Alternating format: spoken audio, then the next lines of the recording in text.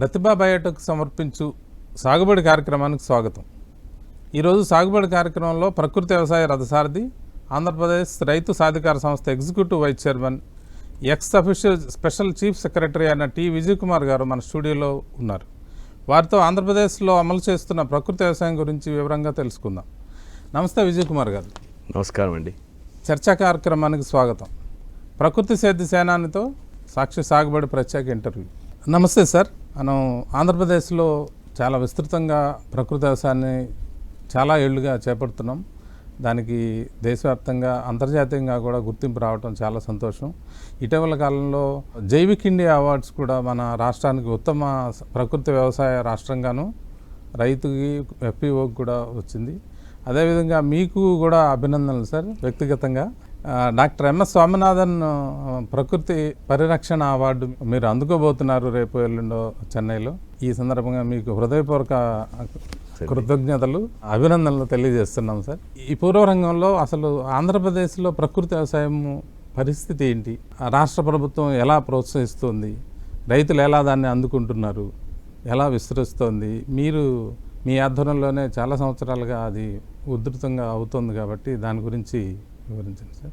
మీరు చెప్పినట్లు ఆంధ్రప్రదేశ్ రాష్ట్రంలో ప్రకృతి వ్యవసాయము చాలా విస్తృతంగా ప్రజల ద్వారా, ప్రభుత్వ సహకారంతో మరియు మహిళా సంఘాల ప్లాట్ఫామ్ వారి సపోర్ట్ ద్వారా అమలవుతుంది. 2016లో ప్రారంభించినప్పుడు ఒక 700 గ్రామాలు, 40,000 మంది రైతులతో ప్రారంభమై పోయిన సంవత్సరం అంటే 2023 నాటికి ఇది 3,800 గ్రామ పంచాయతీలు, దాదాపు 3,000 రైతు భరోసా కేంద్రాలలో విస్తరించింది. అంటే దాదాపు మన రాష్ట్రంలో 28% రైతు భరోసా కేంద్రాలలో ఈ కార్యక్రమం ఇప్పుడు అమలవుతున్నది. అదేవిధంగా 8.5 లక్షల రైతులు ఈ కార్యక్రమంలో పాల్గొంటున్నారు, అంటే ఎన్రోల్ అయ్యారు. వారిలో ఒక 2,70,000 మంది పూర్తిగా రసాయనాలు మానుకున్నారు. సో ఇది మన దేశంలోనే రైతుల ఎన్రోల్మెంట్ దృష్ట్యా ఇది లార్జెస్ట్ ప్రోగ్రామ్. దేశంలోనే కాదు, ప్రపంచంలోనే ఇంతమంది రైతుల్ని అంటే ఎన్రోల్ అయిన తర్వాత క్రమంగా రసాయనాలు తగ్గించుకుంటూ పూర్తిగా వ్యవసాయానికి మళ్ళీ దశలో ఉంటారు. It's a graduation process. గ్రాడ్యువల్గా ఒక రైతుకి 2 ఎకరాలు ఉంటే ఒక ముందు 1/2 ఎకరాల్లో ట్రై చేస్తారు. అదే ప్రతి రైతు కూడా రిస్క్ తీసుకోరండి, ఎవరైనా రిస్క్ తీసుకోరు. 1/2 ఎకరాలో సక్సెస్ సాధిస్తే దెన్ నెక్స్ట్ ఇయర్ వారు అన్నీ చూస్తారు. ఎంత మనకు దిగుబడి వచ్చింది, ఖర్చులు ఎంత తగ్గాయి, నికర ఆదాయం ఎంత వచ్చింది, భూమి స్వభావం ఎట్లా మారింది, ఈ ఉత్పత్తి ఆరోగ్యకరంగా ఉందా లేదా, ఇవన్నీ చూసుకొని దెన్ నెక్స్ట్ ఇయర్ ఎక్స్పాండ్ అవుతారు. సో మా అనుభవంలో ఒక్కొక్క ఆన్ అండ్ యావరేజ్ రైతులు ఒక 4 సంవత్సరాలు పడుతుంది కంప్లీట్ గ్రాడ్యుయేషన్కి, పూర్తిగా ప్రకృతి వ్యవసాయానికి రావడానికి. సో అందుకు ఆ పీరియడ్ అంతా మేము సపోర్ట్ చేస్తాం. సో ఎన్రోల్మెంట్ మీన్స్ ప్రకృతి వ్యవసాయంలో కొన్ని పద్ధతులు తనకున్న భూమిలో కొంత భాగంలో ప్రారంభించారని. ఈ 2,70,000 మంది గ్రాడ్యుయేట్ అయ్యారు. అంటే వారి ఒక maybe 1 acre 2 acres in 1 plot of land అది కంప్లీట్గా ఎలిమినేట్ చేశారని. కంప్లీట్గా ప్రకృతి వ్యవసాయం చేస్తున్నారు, రసాయనాల్ని ఎలిమినేట్ చేశారు. ఎంత విస్తీర్ణం సార్? వాళ్ళు 2.5 లక్షల మంది అన్నారు కదా. ఇది దాదాపు 1,40,000 hectares ఉంటుందండి. అంటే on an average 1 acre per farmer. Okay, సగటున 1 ఎకరా ప్రతి రైతు. ఈ జైవిక్ ఇండియా పురస్కారాలు ఉత్తమ రాష్ట్రంగా కూడా వచ్చింది. మిగతా రాష్ట్రాలు కూడా కొన్ని చేస్తున్నట్టున్నాయి. ఆ జైవిక్ ఇండియా అవార్డ్స్ ఏంటి సార్, దాని ప్రాధాన్యత? ఈ జైవిక్ ఇండియా అవార్డ్స్ అనేది IFOM అనే సంస్థ, ఇది ఇంటర్నేషనల్లీ ఆర్గానిక్ ఫార్మింగ్ ప్రమోట్ చేసే సంస్థ. వారికి UNFAOతో ఇతర UN సంస్థలతో క్లోజ్ రిలేషన్స్ ఉంటాయి. ప్రతి సంవత్సరం కూడా వరల్డ్ ఆర్గానిక్ ఫేర్ అని జర్మనీలో ఆర్గనైజ్ చేస్తారు. మన భారతదేశంలో ఒక చాప్టర్ ఉంది వారికి. ఓకే, ఈ భారతదేశం మొత్తము organic farming and now they have included natural farming ఇది ప్రమోట్ చేసే ఒక సంస్థ. సో ఇది ప్రతి సంవత్సరం వారు ఈ అవార్డ్స్ అనౌన్స్ చేస్తారు. సో మన ఈ సంవత్సరం 2023లో ఆంధ్రప్రదేశ్ రాష్ట్రాన్ని రాష్ట్ర ప్రభుత్వము దీనికి ఇచ్చే ప్రోత్సాహము, ఆంధ్రప్రదేశ్లో సాధించిన ప్రగతిని దృష్టిలో పెట్టుకొని ఆంధ్రప్రదేశ్ రాష్ట్రానికి ఉత్తమ రాష్ట్ర అవార్డు ఇవ్వటం జరిగింది. ఇప్పుడు ఆంధ్రప్రదేశ్లో ప్రకృతి వ్యవసాయానికి రాష్ట్ర ప్రభుత్వం తీసుకుంటున్న చర్యలు ఎట్లా ఉన్నాయి సార్? మంచి ఫలితాలు ఇస్తున్నాయి. సో ఆంధ్రప్రదేశ్ రాష్ట్ర చాలా ప్రత్యేకతలు ఉన్నాయి ఈ కార్యక్రమం ప్రోత్సహించడంలో. గౌరవ ముఖ్యమంత్రి గారు ఇది ప్రతి రైతు భరోసా కేంద్రానికి విస్తరించాలనేది వారి లక్ష్యం, ఆబ్జెక్టివ్. సో దానికి గవర్నమెంట్ నుంచి సరైన ప్రణాళికలు తయారు చేస్తున్నాము. ఇప్పుడు ఒక 28% రైతు భరోసా కేంద్రాల్లో ఉన్నాం. అన్ని జిల్లాల్లో అన్ని మండలాల్లో ఈ కార్యక్రమం ఉంది. అన్ని జిల్లాల్లో అన్ని మండలాల్లో ఉంది. ముందు పోయే కొద్దీ అన్ని ఆర్బీకేలకి ఎగ్జాక్ట్లీ అది విస్తరించాలనేది ఒకటి. ఆంధ్రప్రదేశ్ రాష్ట్రంలో ఒక ప్రత్యేక డిపార్ట్మెంట్ స్టార్ట్ చేశారు గౌరవ ముఖ్యమంత్రి గారు. So department of natural farming అని. ఆ తర్వాత రైతు సాధికార సంస్థకి ఈ టాస్క్ ఇచ్చారు. అది ప్రత్యేక శాఖ ఏర్పాటు అవ్వడంతోనే దానికి ప్రకృతి వ్యవసాయ వ్యాప్తికి మంచి ఒక ఊపు వచ్చింది సార్. అబ్సల్యూట్లీ. ఇన్ఫ్యాక్ట్ నీతి ఆయోగ్ ఇతర రాష్ట్రాలకు కూడా రికమెండ్ చేశారు. ఆంధ్రప్రదేశ్ ఈ విధంగా ఇనిషియేటివ్ తీసుకుంది, దీనికి ఒక ప్రత్యేక గుర్తింపు ఇచ్చారని. ఎందుకంటే రాష్ట్ర ప్రభుత్వం సపోర్ట్ చేస్తుందంటే అది రైతుల్లో కూడా ఒక నమ్మకం ఏర్పడుతుంది. చాలా ఆలోచించి శాస్త్రీయంగా మా దగ్గరికి సలహాలు వస్తుంటాయి అండ్ దీనివల్ల మనము రైతులము లబ్ధి చెందుతామనేది. సో అది గవర్నమెంట్ సపోర్ట్ ఉంటే ఇది వస్తుంది. మిమ్మల్ని చూస్తున్నాను 2 దశాబ్దాలుగా దాదాపుగా మీరు చేస్తున్నది గ్రామీణాభివృద్ధిలోంచి ఎన్పిఎంతో ప్రారంభించి తర్వాత అనేక దశల్లో ప్రకృతి వ్యవసాయం ఒక పరిపుష్ట దశకి చేరుకుంది. మధ్యలో సిఎంఎస్ఏ అని అదని అట్లా ప్రత్యేకమైన విభాగమే దానికోసం ప్రకృతి వ్యవసాయానికి ఏర్పాటు చేయడము. ఈ క్రమంలో మన రాష్ట్రానికి ముఖ్యంగానే మీరు కూడా చెప్తూ ఉంటారు, ఈ మహిళా స్వయం సహాయక బృందాలు చాలా కీలకమైన పాత్ర వస్తున్నాయి ఈ ప్రకృతి వ్యవసాయాన్ని విస్తరింపజేసి ఇతర రైతుల దగ్గరికి తీసుకెళ్లడంలో. ముఖ్యంగా చిన్న సన్నకారు రైతులు 80% మంది ఉన్నారు కాబట్టి వారిని టార్గెట్గా ఎక్కువగా జరుగుతుంది. వాళ్ళ పాత్ర ఎంతవరకు స్వచ్ఛంద సంస్థల సహాయం కూడా తీసుకుంటున్నారు. ఈ మహిళా గ్రూపులోది ఎంతవరకు వాళ్ళ రోల్ ఉంది సార్? సో ఇది మీరు చెప్పింది చాలా కరెక్ట్ అండి. 2004-05లో రసాయన పురుగు మందులు వాడకుండా రైతులకు సపోర్ట్ చేయడానికి అప్పుడు మహిళా సంఘాల కార్యక్రమం ఎస్సీఆర్పి ద్వారా అమలు చేస్తున్నప్పుడు నేను సిఇఓగా అప్పుడు ఉన్నాను. అప్పుడు ఇది ఇనిషియేట్ చేశాం, మహిళా సంఘాల ద్వారా ఇది చేయటం అనేది. ఒక రకంగా మీరు చెప్పొచ్చు 20 ఏండ్ల పని ఏదైతే ఉందో ఈ స్థాయికి తీసుకొని వచ్చిందని. 20 ఏళ్ల కృషి ఉంది తప్పకుండా, లేకుంటే ఇదే nothing will happen over night. And మహిళా సంఘాల ప్రాముఖ్యత ఏంటంటే అండి, మనము దేశంలోనే కాదు ప్రపంచం మొత్తం చూస్తే క్లైమేట్ రెసిలియంట్ రీజనరేటివ్ అగ్రికల్చర్ అనండి, ఆర్గానిక్ ఫార్మింగ్ అనండి, అగ్రో ఎకాలజీ అనండి, దాదాపు 1% మంది రైతులే చేస్తున్నారు. ఇన్నేళ్ల తర్వాత ఒక 30 ఏండ్లు 40 ఏండ్ల తర్వాత కూడా ఇప్పుడు కూడా ప్రపంచవ్యాప్తి 1% మంది రైతులే. కానీ మన రాష్ట్రంలో ఇప్పుడు ఎంత శాతం మంది సార్? 14%.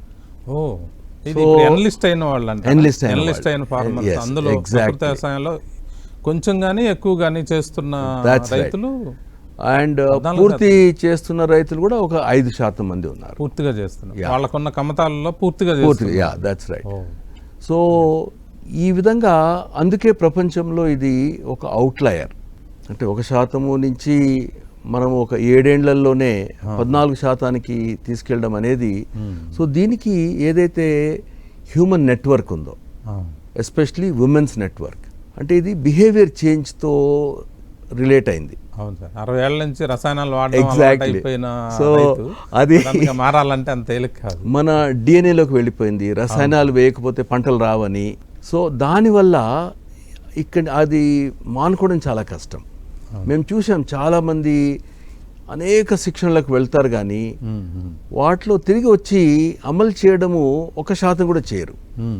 ఎందుకంటే ముందు ఇంట్లోనే ఆబ్జెక్షన్ ఉంటుంది, అవును సార్, ఆ తర్వాత తోటి రైతుల నుంచి. సో ఇది మహిళా సంఘాల ద్వారా చేయడం వల్ల ఏమవుతుందంటే మహిళా సంఘాల్లో ఒక శక్తి ఉంది. ఏదైనా మంచి కార్యక్రమం చేయాలని వారు ఒక పూనుకుండే మటుకు సభ్యులందరికీ సపోర్ట్ ఇస్తారు. హేళన చేయడము, డిస్కరేజ్ చేయడం అనేది ఉండదు. సో వాళ్ళలో ఒక 10 మందిలో ఒక 2 ముందు ప్రారంభం చేస్తే మిగతా 8 మంది కూడా వారికి సపోర్ట్ ఇస్తారు.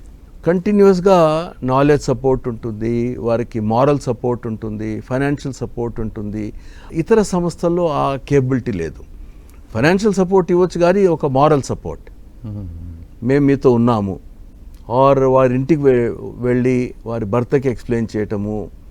So this glue, that community glue is strongest. And that to మన ఆంధ్రప్రదేశ్ రాష్ట్రంలో ఈ మహిళా సంఘాల వ్యవస్థ అనేది with in the country it self it's among the strongest. అది పెరటి తోటలు కూడా సాగు చేస్తున్నట్టున్నారు.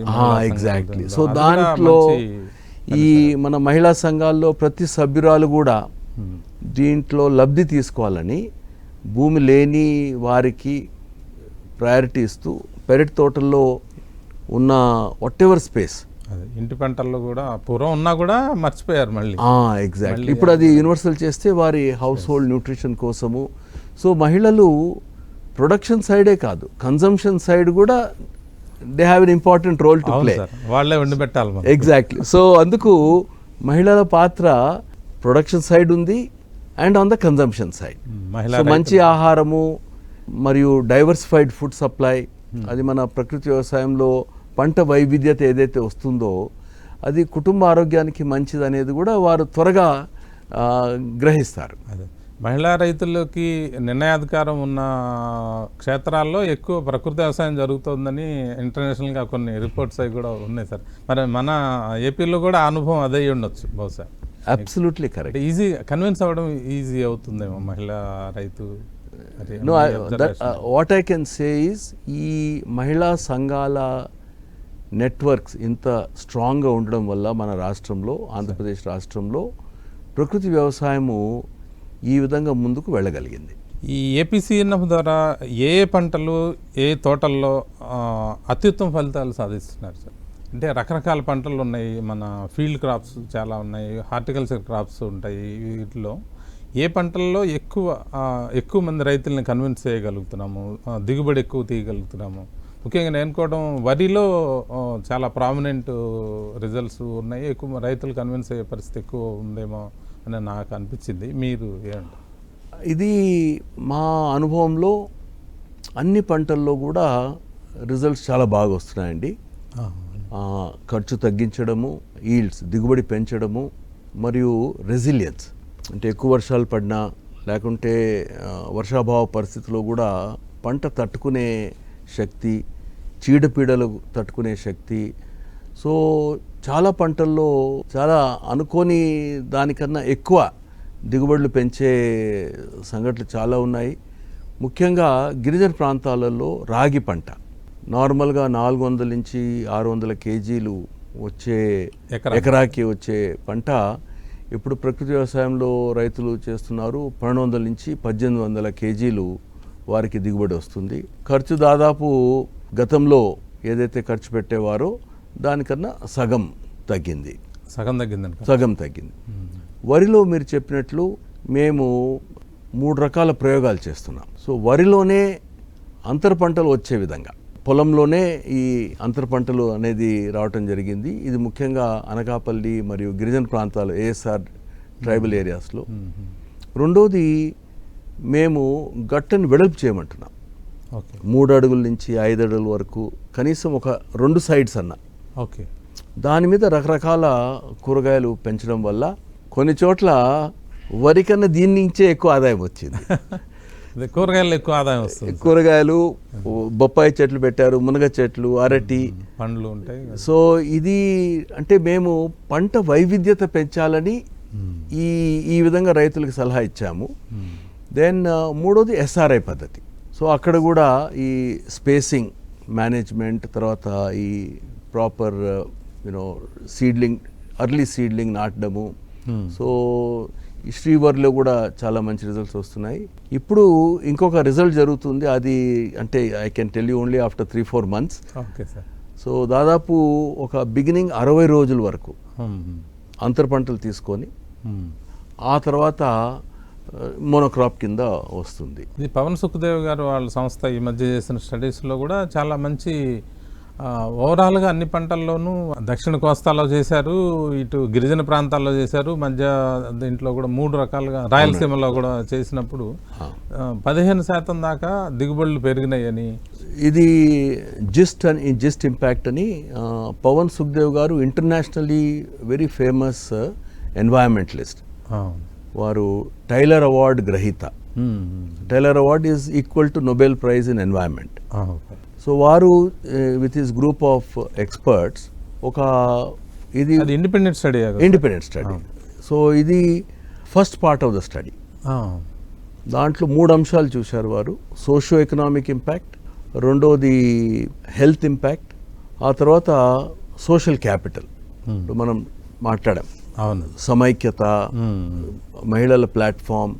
సో వారు రిజల్ట్స్ ఈ 3 గిరిజన ప్రాంతాలు, తర్వాత west Godavari district and then Rayalaseema, Anantapuram. So ఈ 3 ప్రాంతాల్లో కూడా వివిధ పంటలు స్టడీ చేసి weighted average. So they found higher yields, 11% higher yields and 54% higher net incomes. ఆ తర్వాత యాక్చువల్గా నెట్ ఇన్కమ్ అనేది చాలా మేజర్ ఇష్యూ సార్. నికర ఆదాయం కరెక్టే. రసాయనిక రైతుల్లో చాలా మంది ఎంత దిగుబడులు తీసినా నికర ఆదాయం అనేది బాగా తక్కువ అయిపోతుంది. అది పెద్ద సమస్యగా ఉంది యాక్చువల్గా. కరెక్టేనండి. ఇది రైతులను, మిగతా రైతులను కూడా బాగా ఆకర్షించడానికి బాగా మంచి పాయింట్ అని నేను అనుకుంటున్నాను. నికర ఆదాయం పెరగడము.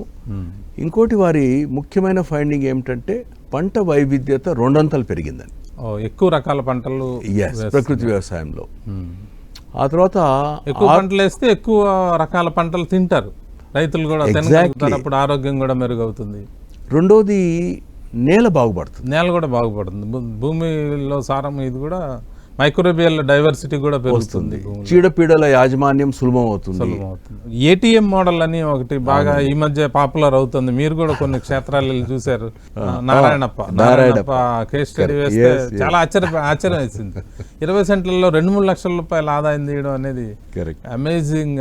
ఎట్లా మీరు ఎలా ఫీల్ అవుతారు? మీరు కూడా ఆ క్షేత్రం చూసినట్టు. చాలా అంటే ఇది ప్రకృతి వ్యవసాయ విధానాలన్నీ మనము ఎంత చక్కగా అమలు చేస్తే రైతే రాజని అంటాం మనం. అవును సార్, అది నిజంగా జరుగుతుంది. సో రైతులకు ఎందుకంటే సంవత్సరానికి ఒకసారి ఆదాయం రావాలా, ప్రతిరోజు ఆదాయం రావాలా, ప్రతి వారం రావాలా, ప్రతి 15 రోజులు రావాలా. సో అందుకు ఈ ఏటీఎం మోడల్ అని అనంతపురం చిన్న రైతులకి కరెక్ట్. భూమి లేని రైతులు వారు కొంత 20 సెంట్లు కౌలు తీసుకోనన్నా వారి జీవనోపాధి చాలా గౌరవంగా జరుపుకోవచ్చు. సో 86% మంది సన్నకారు రైతులు, మార్జినల్ ఫార్మర్స్ ఉన్నారు. ఆ తర్వాత మొత్తం మన గ్రామీణ జనాభాలో 25-30% మంది వ్యవసాయ కూలీలు ఉన్నారు. సో అంత పెద్ద సంఖ్యకి ఇది ఒక వరం అండి. సో 20 సెంట్లలోనే 15, 18, 20, 22 నంబర్ పెరుగుతూనే ఉంది. ఆ రైతుల ఇమాజినేషన్ని దృష్టిలో పెట్టుకొని సో దుంపజాతి, ఆకుకూరలు, మామూలు వెజిటబుల్స్, కొన్ని పల్స్ క్రాప్స్, కొన్ని మిల్లెట్ క్రాప్స్, ఒక పంట తీసేసినప్పుడు ఇంకో పంట వేయడం, ఆ ప్లేస్ లో మళ్ళీ విత్తనాలు వేస్తారు. సో నిరంతరము హార్వెస్ట్ చేయడము, నిరంతరం విత్తనం వేయడము. చాలా తక్కువ నీళ్లతోనే ఈ 20 సెంట్ల నుంచి మా అంచనా ప్రకారము ఒక 10,000 నుంచి 25,000 ప్రతి నెల సంపాదించే అవకాశం ఉంది. మార్కెటింగ్లో ప్రత్యేకంగా ప్రకృతి వ్యవసాయ ఉత్పత్తులు మార్కెట్ చేయడంలో ప్రభుత్వం ఏమి శ్రద్ధ తీసుకుంటుంది? ఈ మధ్య అమలు వాళ్ళు కూడా ఎంటర్ అయ్యారని చెప్తున్నారు. అది దాన్ని మీకు తెలుసండి, ఒక 8 పంటలు మన రాష్ట్రంలో 80% ఏరియా అవే ఆక్యుపై చేస్తాయి. వరి ప్రధాన పంట, తర్వాత వేరుశనగ, పత్తి, దెన్ బెంగాల్ గ్రామ్, శనగలు, దెన్ వివిధ రకాల pulses, red gram, black gram, green gram, తర్వాత మొక్కజొన్న. 8-9 పంటలు, 80% భూమి, దట్ మీన్స్ 80% రైతులు. సో వీరికి ఒక మంచి ధర కల్పించే విధంగా కాటన్ కూడా ఉంది. Cotton is not edible but it's also a major crop. So మీకు తెలుసు చాలా సార్లు హార్వెస్ట్ టైంలో రైతులకు సరైన ధర దొరకదు. సో ప్రకృతి వ్యవసాయ రైతులకు ఈ బల్క్లో పండే పంటలకు మార్కెట్ కల్పించాలనేది ప్రయత్నం చేస్తూ అమూల్ సంస్థతో ఒక MOU కుదుర్చుకోవాలనే ప్రయత్నంలో ఉన్నాము. సో వారు మన ఈ స్టేపుల్ క్రాప్స్ అంటారు, non perishable staples, rice, pulses, maize వాళ్ళు తీసుకోకపోవచ్చు కానీ రైస్, పల్సెస్, గ్రౌండ్ పండ్లు కూరగాయలు కాకుండా మిగతావి పెరిషబుల్స్ కాకుండా మిగతావి తీసుకోవడానికి వారు సిద్ధంగా ఉన్నారు. అండ్ వారు ఎంటర్ అవుతే మన గ్రామాలలోనే ఈ వాల్యూ ఎడిషన్ జరగడము మండల స్థాయిలో. సో ఈ ప్రాసెసింగ్ యూనిట్స్ ఒకటి రావడం జరుగుతుంది. అంటే ముడి సరుకు తీసుకోవడమే కాకుండా సో ఈ ప్రాసెసింగ్ ఇన్ఫ్రాస్ట్రక్చర్ ఒకటి ఏర్పడుతుంది. సో ఇది చాలా పెద్ద బ్రేక్ త్రూ అవుతుంది మార్కెటింగ్లో. అవును సార్, మా మార్కెటింగ్లో వస్తేనే రూపాయి వస్తుంది, వీళ్ళకి రైతులకు కూడా ఉత్సాహం వస్తుంది. ముఖ్యంగా పట్టణాలు, నగరాల్లో ఉండే వినియోగదారులు ఎదురు చూస్తున్నారు. ప్రకృతి వ్యవసాయం ఇంత పెద్దగా జరుగుతుంటే మనకి ఒక నమ్మకమైన బ్రాండ్ ద్వారా, నమ్మకమైన మార్గం ద్వారా మనకు అందుబాటులోకి వస్తే బాగుండు, నమ్మకంగా ఉంటుందని ఎదురు చూస్తున్నారు. ఇది ఈ రైతు సాధికార సంస్థ ద్వారా, అమూల్ ద్వారా అట్లా వచ్చి ప్రజలందరికీ ప్రకృతి ఆహారం అందుబాటులోకి వస్తుందని ఆశిద్దాం సార్. చాలా సంతోషం సార్, మీరు అద్భుతమైన విషయాలు మాతో పంచుకున్నారు. ధన్యవాదాలు సార్.